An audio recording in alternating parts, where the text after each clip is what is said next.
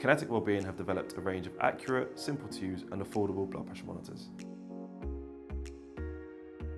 Step 1. Relax. Rest for 5 minutes before taking your blood pressure. Don't eat or drink anything beforehand.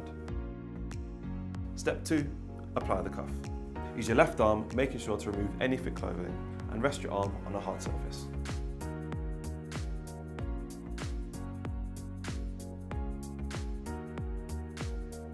Step 3. Press start.